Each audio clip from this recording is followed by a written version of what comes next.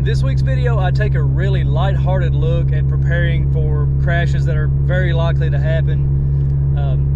Unfortunately, in the time that I was working on this video and just about done with it, and on the exact same line that I had my crash on, which took me off the bike, another person had a crash on that line and they suffered some very severe injuries. So I have included their GoFundMe link in the description of this video, and I would ask that you might consider giving and donating to his cause, so to help that family with hospital bills and all the things that they have going on. And again, this video of mine today is very lighthearted, but in light of recent events, I think it was really important to point out and know that the sport that we're in can be extremely dangerous, and it's very risky. But in light of that, guys, go out and be careful. Consider donating to the link. Hope you enjoy the video.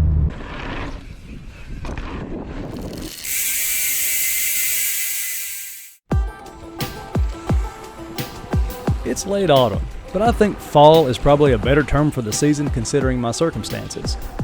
I'm recovering from a shoulder injury where I sent a jump too far to one side, went over the bars, and... No! Oh, man! I've had several falls this year, some requiring time off the bike, but thankfully, there are no broken bones. I set a goal less than 2 years ago to advance my riding as far as I could before I age out or get tired of injury. Now at only 48 years old, I've accomplished some of what I want to do. But the goal of progression is ongoing. With every advance, I want to improve even more. Progressing one's abilities, like jumping and hitting bigger and bigger features, it's risky. And the chances of crashes are really high, but that's not going to stop us, right? So here are 3 things everyone can do to prepare for that next crash.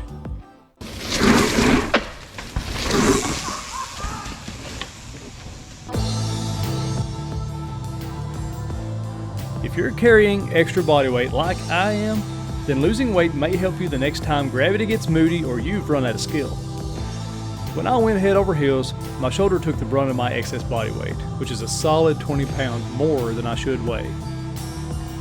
Obviously, being lean doesn't mean you're automatically staying injury-free. However, losing excess weight combined with the next step could actually better prepare your body for that inevitable smackdown that's lurking right around the corner.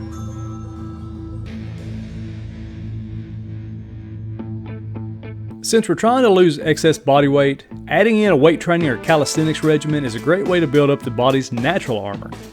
Resistance training to build up some muscle also strengthens the bone, so that's a no-brainer. Strong bones are harder to break.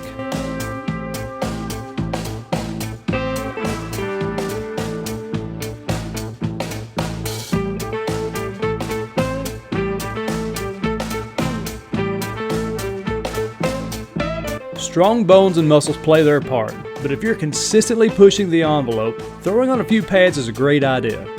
Armor can lessen the severity of damage inflicted when we get hurtled helplessly into that immovable mass that lies right before us.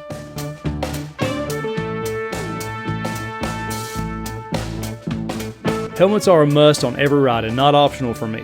I also always wear full finger gloves.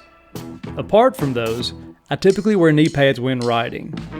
If the ride is going to consist of more dangerous elements, I may add some or all of the following: armored shorts, goggles, chest and back protection, knee and shin guards, and elbow pads.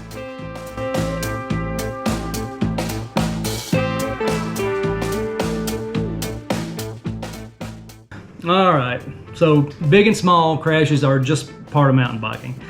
This last crash that I had, this last crash that I had took me off the bike for a few weeks, and it's still affecting the way that I ride. I still can't do certain things. I have to be kind of careful. I still have a lot of pain and limited mobility in this shoulder. And that's why I started looking for ways to help maybe reduce the severity of my next crash or our next crash, because it's probably going to happen. It's sometime or another, we're going to take another digger, and who knows how bad or how small it might be. So being off the bike sucks, and you add in this major inconvenience of not being able to do basic day-to-day tasks easily, or if at all. So I want to know what you think. Is there any way, other ways, that we could reduce the severity of the injury when we crash on a bike.